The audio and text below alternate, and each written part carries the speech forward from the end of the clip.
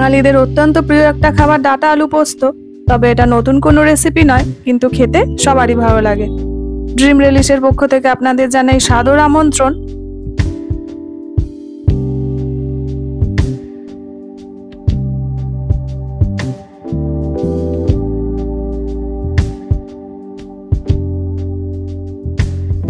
ডাঁটা আলু পোস্ত করার জন্য এখানে ডাঁটাগুলো আমি আগে থেকেই কেটে রেখেছি, আর খুব বেশি বড় করিনি, এরকম ছোট ছোট করে কেটে নিয়েছি।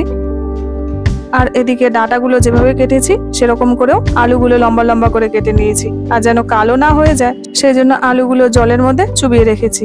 ডাঁটা আলু পোস্ত রান্না করার জন্য একটা পেস্ট করে নেব, সেজন্য একটা মিক্সিং জারের মধ্যে দিয়ে দিচ্ছি 2 চামচ কালো সর্ষে, 1 চামচ সাদা সর্ষে, আর 2 চামচ দিয়ে দিচ্ছি পোস্ত। কয়েকটা কাঁচা লঙ্কা আর সামান্য একটু নুন দিয়ে দিলাম, আর একটু জল দিয়ে একটা স্মুথ পেস্ট তৈরি করে নেব। এবারে তাহলে চলুন রান্নাটা করে নিই। সেই জন্য এখানে একটা কড়াই বসিয়ে দিয়েছি, আর কড়াইয়ের মধ্যে নিয়ে নিচ্ছি পরিমাণ মতন সর্ষের তেল।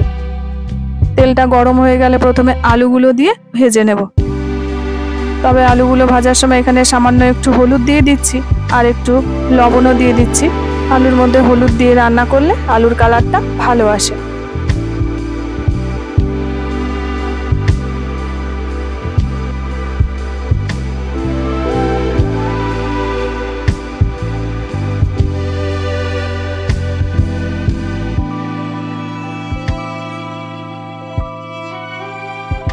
এইভাবে লাল লাল করে ভেজে নিয়ে আলুগুলো তুলে নিচ্ছে একটা পাত্রের মধ্যে।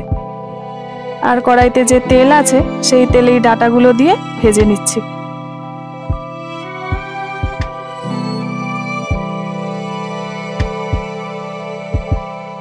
ডাঁটাগুলো দিয়ে খুব বেশি ভাজবার দরকার নেই, ওই হালকা 2 থেকে 3 মিনিট মতো নাড়াচাড়া করে ডাঁটাগুলো একটা পাত্রের মধ্যে তুলে নিচ্ছি।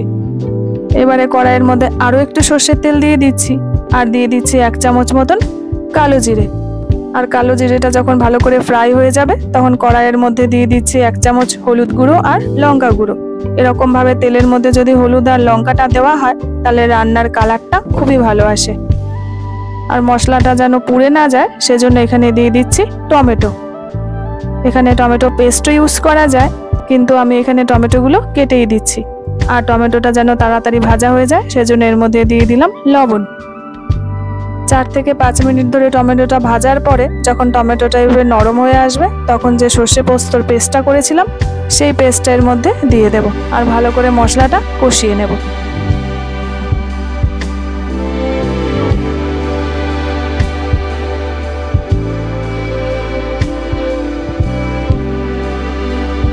মশলাটা 4 থেকে 5 মিনিট ধরে ভালো করে কষিয়ে নিয়েছি। তারপরে যে আলুটা ভেজে রেখেছিলাম সেই আলু ডাঁটাটাও এর মধ্যে দিয়ে দিচ্ছি, আর পোস্তর সাথে ভালো করে মিক্স করে নিচ্ছি।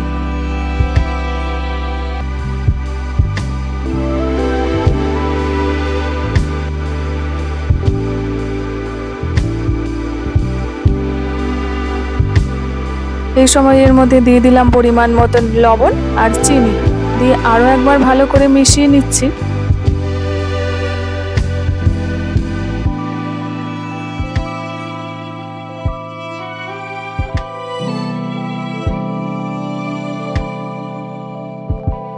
মেশানো হয়ে গেলে দিয়ে দিচ্ছি জল। ওই যে মিক্সিং জারের মধ্যে আমি পেস্টটা করেছিলাম সেই মিক্সিং জারটা ধুয়ে জলটা দিয়ে দিচ্ছি এর মধ্যে, আর ভালো করে মিশিয়ে নিচ্ছি। আর ওয়েট করছি যতক্ষণ না আলু আর ডাঁটা ভালো করে সেদ্ধ হয়ে যায়।